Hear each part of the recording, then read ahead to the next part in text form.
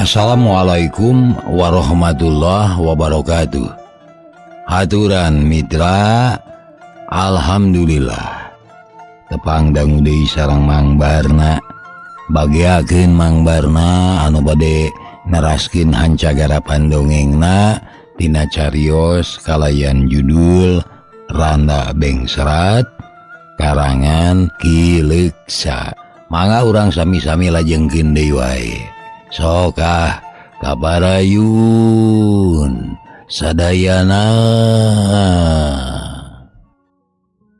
Geuning ari piit meting tara anggang ti sayangna.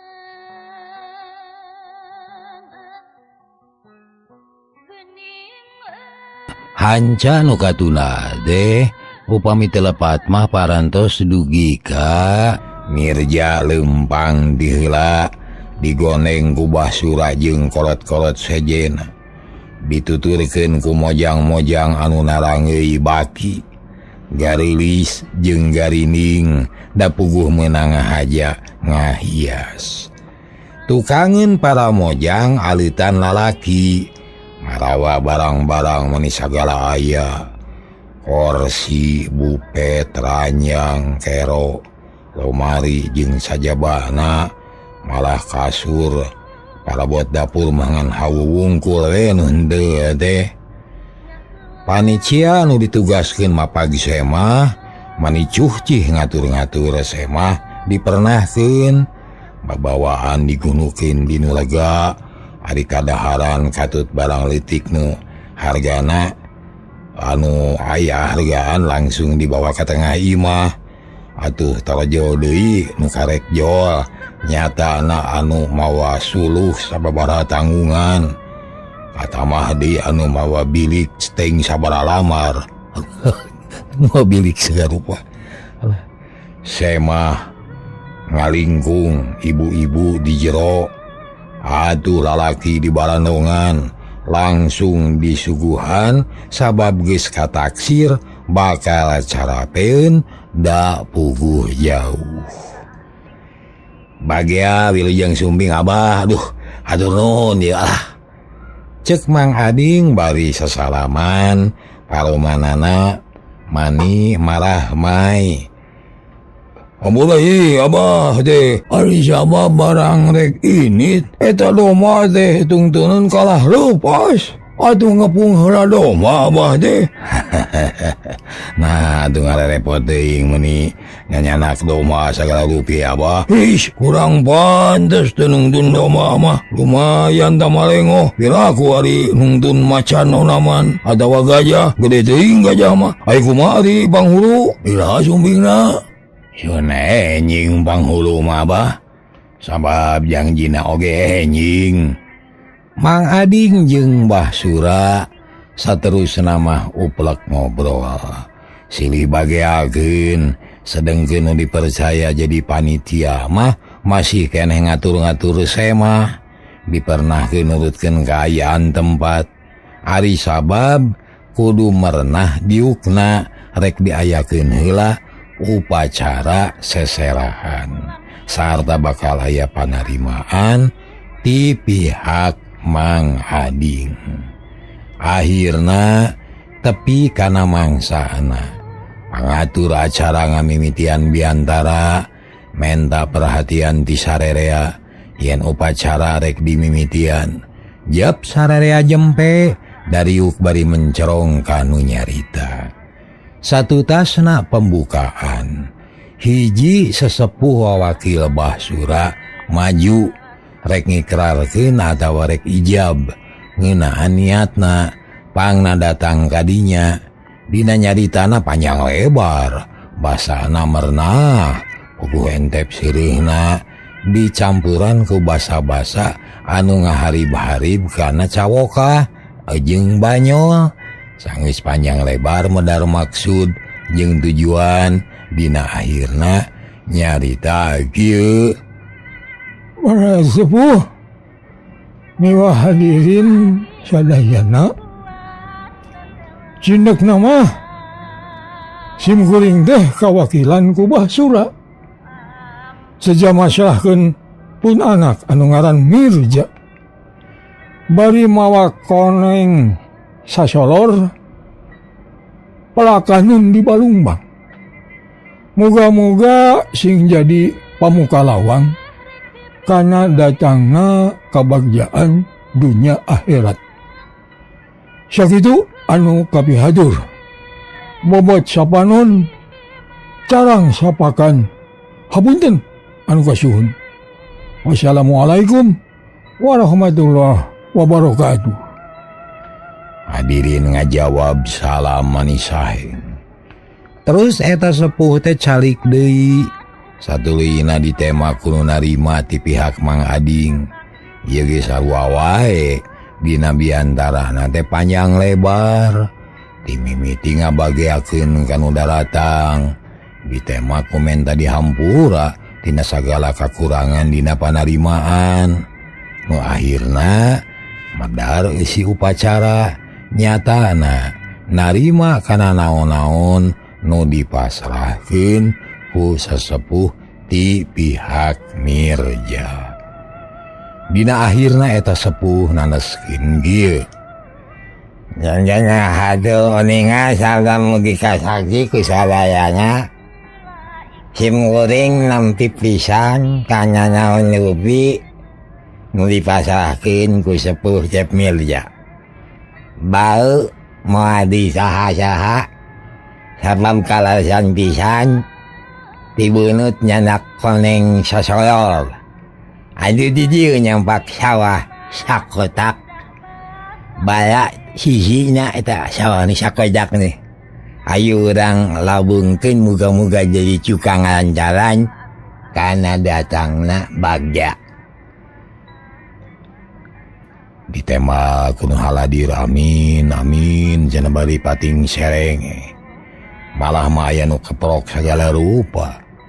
Panuju kana kekecapan eta sepuh atuh geus kitu mah diteruskeun ku cara nyaeta acara doa sarta pamungkasna susuguh merul katamu brak taruang leuit bari sukasiri.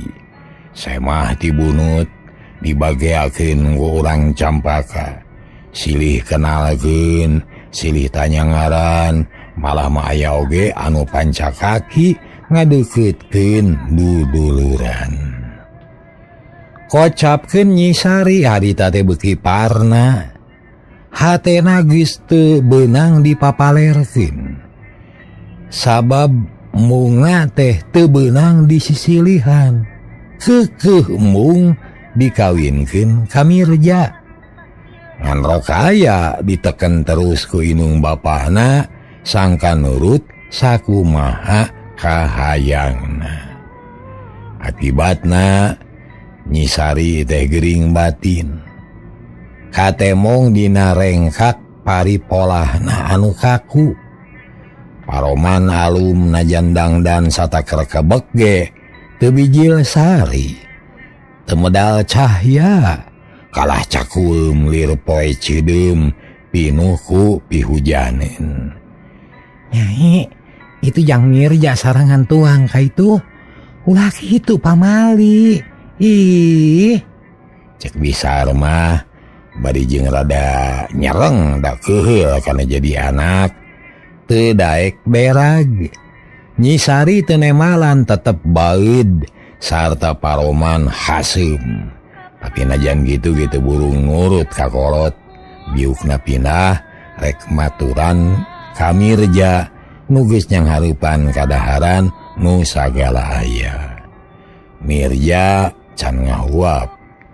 Dahayang bareng jeung pipamajikaneun. Nyai, ayo urang tuang lah. Sok sareng agang lah urang tuang sapada sinimat. Cek Mirja sonagare pisan. Da manehna mah kacida bungahna menangkeun Sari teh. Ari Nyi Sari teu ngomong. Kop kana piring alas karawung nyiuk sangu keur Mirja. Sapiring meuni metung. Heuh meuni muncugug. Sok hareupeun Mirja teu puguh. Mirja teh meuni holohok. Seunggah nempo sangu gede-gede mah. Tapi teu loba omong eta alas ditarima. Loh, nuhun Nyai, Ayo urang sareng atuh. Raos geura bumi sareng mah. Mangasing wareg. Tema Nyi Sari, manehna nyokot goreng kurupuk udang sapiring metung. Ari sangu ukur saeutik atuh nu narempokeun ge mani gogodeg. Heran ku kalakuan Nyi Sari. Nempok itu hate Mirja nyeredet amek kacampur jeung sedih. Tapi nyabar-nyabar maneh. Terus dahar bari jeung teu karasa nikmatna. Kalah samar polah jeung samaram paret kana gepuk memeh am geus seubeung manten. Ret kana sate hate teh kalah nyeredet. Ret deui kana lauk cai anu ngajepat sagede bitis kalah ingis. Sieun nyeta sieun kacugaku cucukna.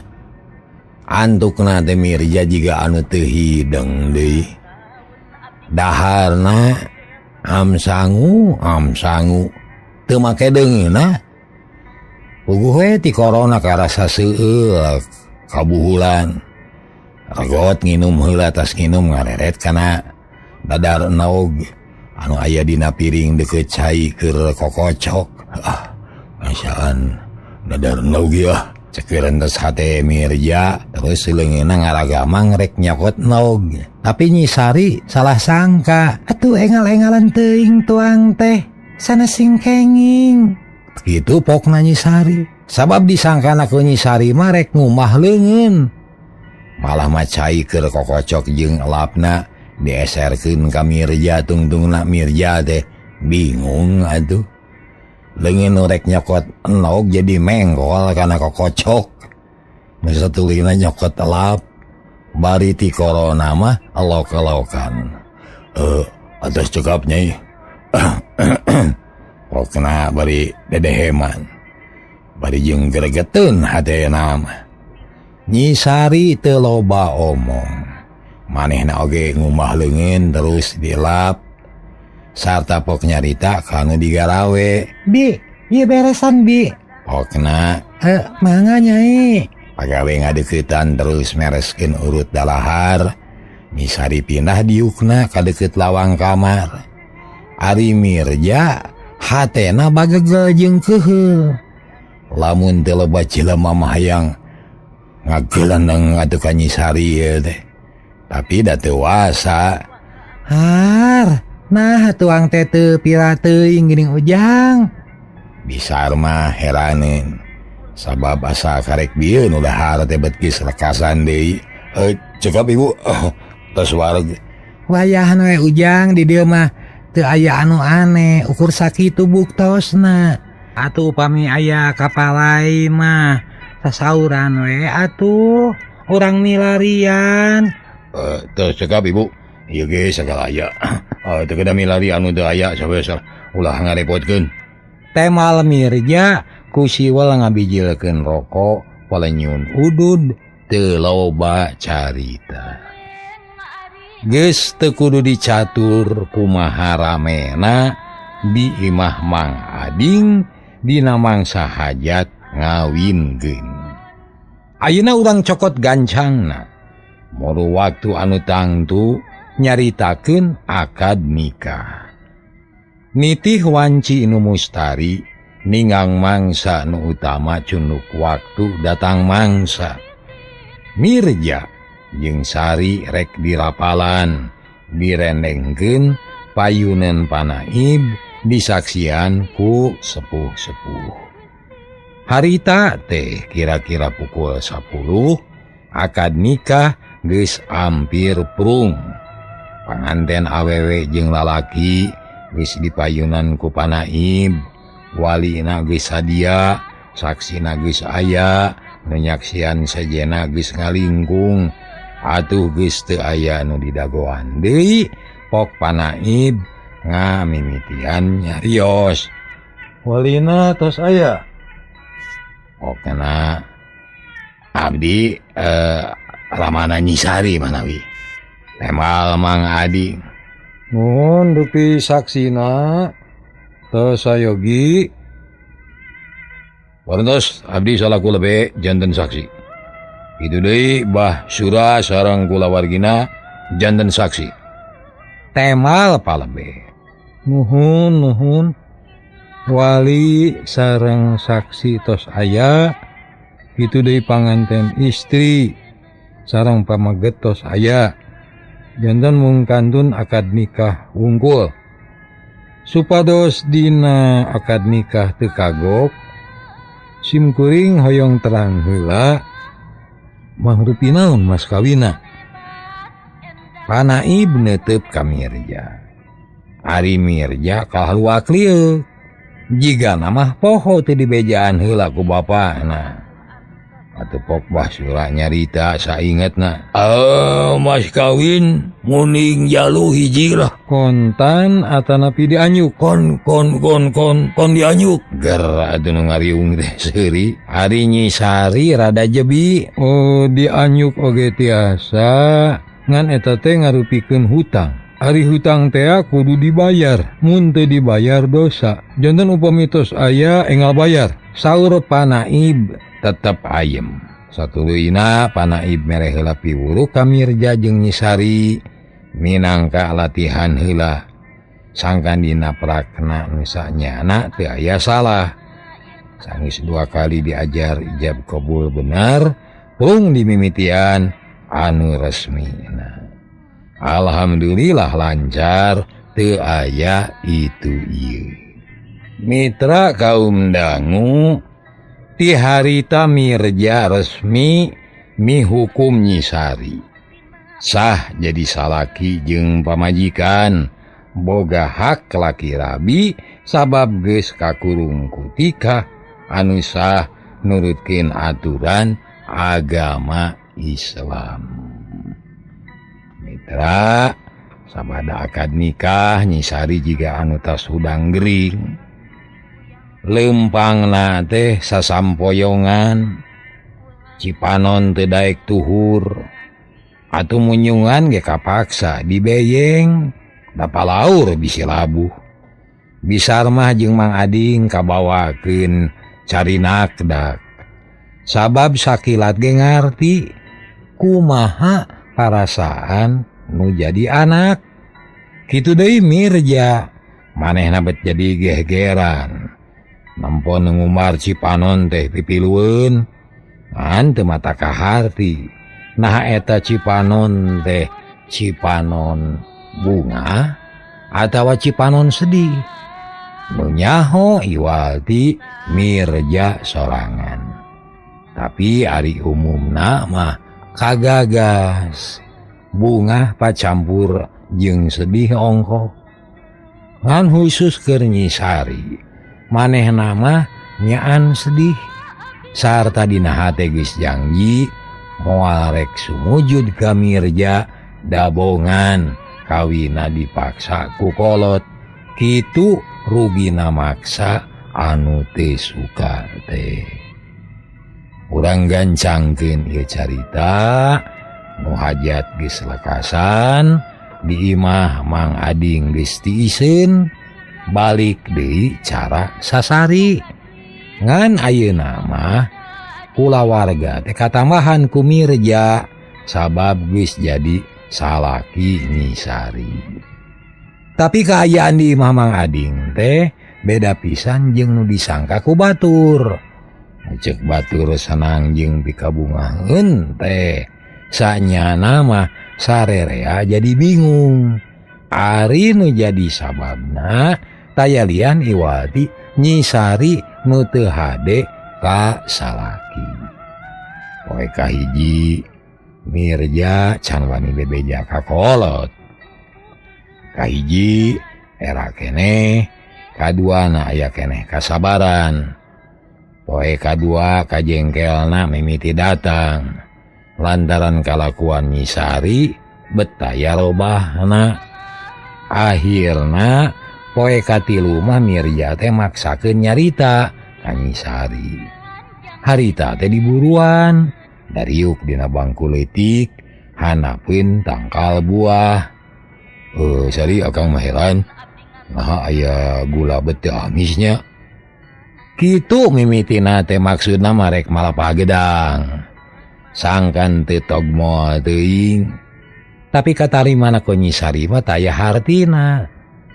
Kuring ge heran. Nah gula naon anu teu amis? Ih Nyai, eta mah silib. Guareun keneh eusina. Mangrupa hiji siloka keur mukakeun kaayaan urang ayeuna. Sabab nu disawang ku akang mah urang teh keur mujihna amis mamanisna, senang-senang suka bunga jeung gumila. Tapi kanyataanana akang teh sedih jeung nalangsa. Sabab nu diimpi-impi teu ngabukti, nu dicita-cita teu nyata, nu disawang teh teu kajadian. Tah ieu nu dimaksud ku akang teh Sari. Wajar. Sabab impianana riwan, cita-citana lalamunan, sawanganana ngangkang. Pantes moal jadi kanyataan ge. Masya Allah. Nah, kurang kumaha perjuangan akang dina ngahontal cita-cita. Nah teu karasa ku Nyai, akang teh pangping pengusaha pikeun ngabuktikeun impian, ngahontal cita-cita, ngajadikeun sawangan jeung kahayang. Ayeuna sakabehna geus kacumponan. Tapi karek cangkangna da eusina macan karasa. Mucuk batur amis jeung kareu teh nyatana mah pait mani molelel. Buah naon anu dialaku akang?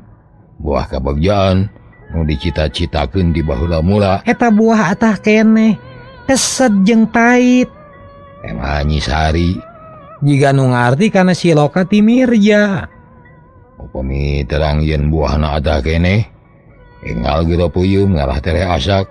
Upami tos asak urang purak sasarengan. Tada teuing nikmatna, tada teuing bungahna hate. Mayem buah kabagjaan teu cukup ku saminggu. Tapi butuh waktu anu panjang jeung lila. Sing sabar we. Nah kurang keneh kasabaran akang teh Nyai. Cik emutkeun. Nah geus sabaraha poe jeung ayeuna? Geus 3 poe. Tah geuning apal. Nista Maja Utama nuan naon deui? Nuan asak. Atuh geura asakeun urang purak. Da teu bisa dipaksa. Mirja ngahuleng manehna kalah beuki taak. Jalan kitu teu guna, jalan kieu teu bisa. Tungtungna ngahuleng mikiran piomongin. Ras ingat kana peutingan kahiji. Manehna kalah ngarengkol dina kursi. Ari-sari nyempod sorangan di pojok kamar. Ranjang mah kosong daya nu nyarean. Breh deui kagambarkeun peutingan kadua. Nyisari dihandap, ari Mirja dina ranjang. Terus kacipta peutingan katilu. Nyisari dina ranjang, manehna dihandap. Barang rek hanyat Nyisari ngarejat hudang, terus turun nyumput ka kolong ranjang. Kumaha yeuh. Kira ku ari kudu dipaksa onaman. Aing teh era ari kudu maksa mah. Namun si Sari teh bakal jejeritan. Nah aya awewe bedang-bedang teuing. Ceuk Mirja Bari kekerot. Nyarita kitu dina hate bari ti paparaket nahan kakeueul. Nyai, penting ke mah urang dina kasur kulem teh. Mirja nyarita deui. Bari nahan kakeuheul anu nyelak dina hate. Mangga bae da moal aya anu ngahalangan. Apan eta kasur teh kenging ngagalih Kang Mirja. Janten pantes pisan upami dikuleman ku Kang Mirja teh ngan. Raskeun atuh sasauran teh. Moal. Moal sakasur urang misah wae cek Mirja bari ungeuk. Beg hate Mirja asa aya anu nonyok. Seueuh jeung nyeri karasana. Lamun teu inget kana kalalakian mah hayang nonyok ka Sari. Heutina awahing ku jengkel. Rek iraha tuh Sari. Naon iraha? Naha bet maksa. Sari kalah kabeuki wani nyaritana. Kasar sakapeung gumantung kana parasaan anu ngagulung dina hatena. Tungtungna Mirja teh jengkel, teu kuat nahan amarah. Tapi hayang ulah aya kaributan. Terus nangtung leos ka tukangan imah. Didinya aya balong leutik. Lauk emas pating alabring campur jeung mujair. Mirja ngajanteng sisi balong. Panon melong kana lauk. Tapi sawangan geus aya dina ranjang.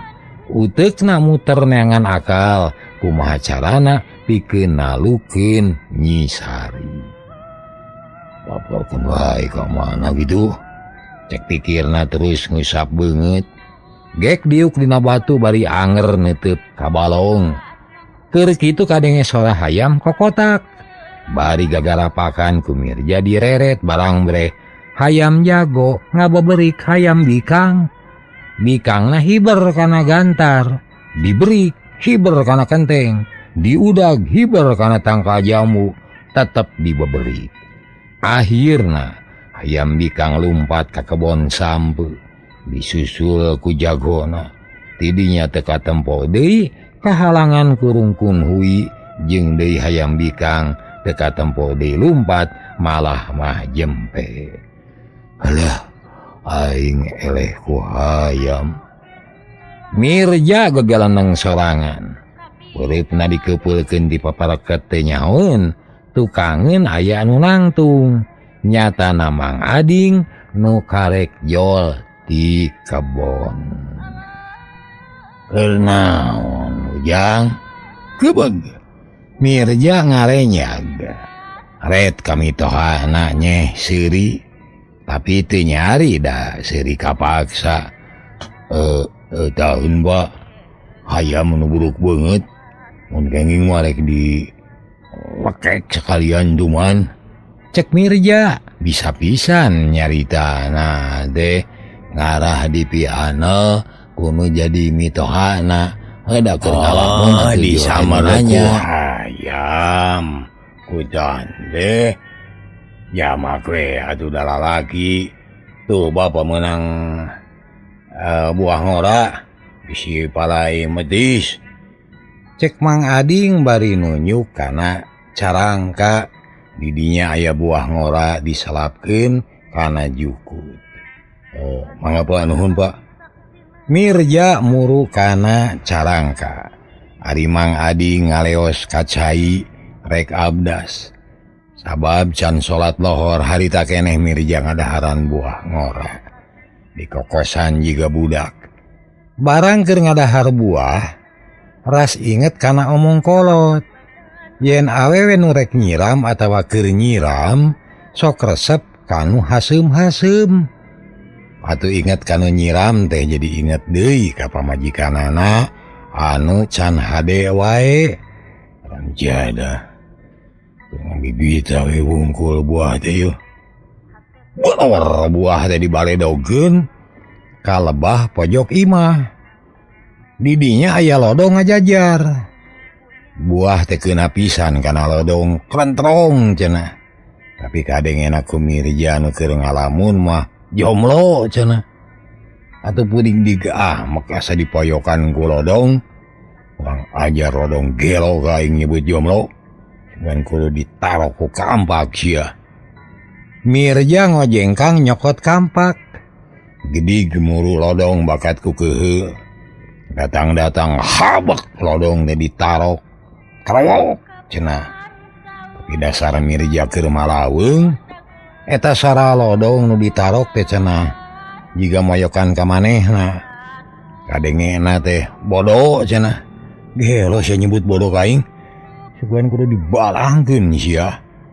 Karawak lodong nu meunang narok teh dicekel. Beulewer dibalangkeun ka sisi balong. Bet kaparengan di dinya teh aya hayam bikang anu tadi teh katinggang ku lodong. Terus ngagarapak bari disada balakatak kotak cenah. Nah ari pudi teh Mirja nafsu deui. Sabab hayam teh sada moyokan deui. Da kadengena ku Mirja mah pitak cenah. Gap kana sirahna inget kana pitak segede bengol. Gelo makhluk teh sia. Mani eueun sahulueun pamajikan pista lodong moyokan ka aing hayam nyebut pitak. Kumaha yeuh? Mirja garo-garo teu atuh. Leos kapipir imah koreleng deui ka tukang luas leos teu puguh tujuan. Nu akhirna ngalungsar di tepas jiga nu pasrah sumrah sasambat ka bapana. Aduh, Bapak, Bapak lejog boga pamajikan teh Pak. paingan basa dibawa ka imah urang tebetahun da geuning teu sukaeun ka kuring. Cik kuring teh tulungan Pak, ngakudu kumaha nalukeun pamajikan teh. Cek Mirja jiga nu ponok harepan, timbul bingung jeung gregeteun. Geus kitu leng manehna teh ngalamun nyipta-nyipta peuting engke susuganan. Aya kaajaiban Nyi Sari daek keleah pasrah sumerah. Ari sabab cek hitunganana jeung cek pamikir Mirja mah geus meujeuhna nyerah. Da geus nista maja utama. Tapi Mirja teu sadar yen Sari mah teu daekna teh lain ku naon-naon, tapi bener-bener teu suka ka manehna. Lantaran pikiran Sari ngait wae ka Karmin. Caturkeun Nyi Sari, harita teh manehna nguprek we di kamar teu pati daek babarengan jeung Mirja. Sedengkeun indungna keur nyiar minyak tanah ka warung. Ari Mang Ading keur ngareureuhkeun kacape di tepas tukang. Harita Nyi Sari keur memener kulamu di talian kagigir jeung kahanap sabab manehna hayang sare dina kasur, tapi mung bareng jeung Mirja. Pangna mung di luar loba reungit jeung tiris. Keun sia aing mah moal nurut kana kahayangna. Kajen paeh jadi siit jeung tibatan pasrah ka si Mirja mah. Bararaid teuing. Cek hate Sari jiga anu nekad daya kasieun. Heutina awahing ku teu suka. Ret-ret tungtung kulamu di talian kana tihang ranjang, sakurilingna dipageuhan. Malah ukur disesakeun saeutik keur asup manehna. Kitu ge geus sadia tali rek di talian ti jero, ngarah Mirja teu bisaeun ka jero. Saenggeus sagala rupana rengse, Nyi Sari nulakan panto goledag ngagoler dina kasur. Nangkarak bengkang bari neuteup lalangit. Panon culak cileuk bari ngumbar lamunan. Nu akhirna breh lamunan jeung Karmin daratang deui mani asa endah pikabungaheun. Bage Akang Karmin, mun Akang datang ayeuna tada teuing bagjana hate abdi. Nah ka mana ari Akang teh atuh? Mani tega ngantep ka abdi, teu inget-inget kanu ngarep-ngarep beurang peuting. Cek hate Nyi Sari nyarita ngupat ka Karmin. Brig-brig di tengah imah aya anu leumpang dina palupuh. Kasawangna ke Nyi Sari mah eta teh Karmin rek asup ka kamarna. Sabab tina banget ngalamun boga rasa yen Sari teh tas dikawinkeun jeung Karmin. Korejat Sari udang berai muka panto. Mangga kalebet Kang Karmin. Barang red kaluar nangtung di lawang teh Mirja. Koceak Sari ngajerit bari ngagebrugkeun panto langsung ditulakan. Nging Nyi Sari ceurik jiga nu kanyanyerian ngabangingik matak hariwang. Atuh puguh Mirja teh mani ngahuleng. Manehna kaget ngadenge ngaran Karmin disebut-sebut. Harita macan kaharti sabab uteukna can bisa mikir kalayan apik. Heran, naon maksudna make nyebut-nyebut si Karmin. Cek Mirja bari ngusap tarang keur kitu torojol Mang Ading. Manehna sarua ngarasa kaget. Lantaran ngadenge anakna ngajerit. Aya naon Jang? Kunaon si Nyai? Duka Pak? Abi ge bingung jeung leuwas. Na kunaonnya? Mirja kalah malik nanya terus duanana ngetrokan panto bari gegeroan ka Nyi Sari. Tong ka dieu. Kami teu suka teu sudi. Sangeuk. Haling ka ditu. Tema Nyi Sari kasar pisan. Puguh Mang Ading meuni calangap bakatku kaget. Rek ngomong deui henteu pok. Tah kunaon ari kitu Pak? Teuing yang bapak ge bingung. Tapi kenlah ulah waka diganggu. Ayo urang badami ditepas. Nah kudu kumaha carana nya. Mang Adi ngelempang bangun lungse, muru ka tepas hareup dituturkeun ku Mirja nu sarua ngarasa heran. Gek dari yuk samemeh aya nu nyarita, jebul bisar mah karek datang tas di warung. Teu rada kaget lantaran nampo salakina jeung minantu bangun keur nyang hareupan pasualan anu daria. Aya naon Ujang? Aya emutanun mah itu si Nyai dieu kala ka dieu mana urang badami. Aya naon atuh? Ieu mana bieu teh kade si Nyai ngoceak. Jiga anu manggih galuas. Hari sabab musababna macan kapanggih. Cik urang tanya. Jang Mirjan haku mamimitina itu Jang. Rek atuh jelaskeun Ujang. Kieu Pak, mak saresna mah abdi ge. Bade nyarios teh heurin guleta ieu. Teu urat pokna nanging beuki dieu kalah ka beuki paarna. Sarta abdi beuki bingung tah ayeuna. Nuhun pisan kumaha sareng ku Bapak ditaros abdi teh bade wakca balaka we. Nya begeula wakca kadinya. Sabab ayeuna mah Ujang teh anak Bapak. Sagala rupana Bapak oge milu tanggung jawab. Jadi lamun aya naon-naon teh ulah rek asa-asa. Pok bae caritakeun ka Bapak, ngarah bisa dibeberes ku saradea. Lainna oge ulah rek ngekeuweuk kasusah ku sorangan. Pek kira terangkeun. Nah kumaha? Kieu Pak kitu deui sama. Sanyana abdi teh sedih teh. Ari sedihna beuting ngalaman pahit dina mangsa usum amis. Pamomun numutkeun babasan urang kota mah eta keur mujieuna bulan madu. Tapi nu kaalaman ku abdi mah bet bulan Batrawali. Nya pahitnya eueur matak molelel teu hayang ngadahar. Ulah ku siloka. Mak mah teu ngarti Ujang. Tegasna abdi teh acan tiasa ngalakonan kabagjaan salami laki rabi sareng nyisari teh boh lahirna boh batina estu matak sedih jeung nalangsa. Dan soalna mah nyisari teh teu sumujud estu ning nukang nongong ka salaki nanging punten ieu abdi kapaksa ngabelehkeun kalepatan tuang putra numutkeun pamadegan abdi pribadi. Da memang kitu anu karasa ku abdi gitu tah. Mak cek Mirja beuki wani ngebrehkeun eusi hatena bari semu dumareun. Cager pohara mitra hanya akal kabujeng nenglong cekap dugi ka dieu wae. Insyaallah enjing urang teraskeun. Billahi taufiq wal hidayah. Wassalamualaikum warahmatullahi wabarakatuh. Ciao.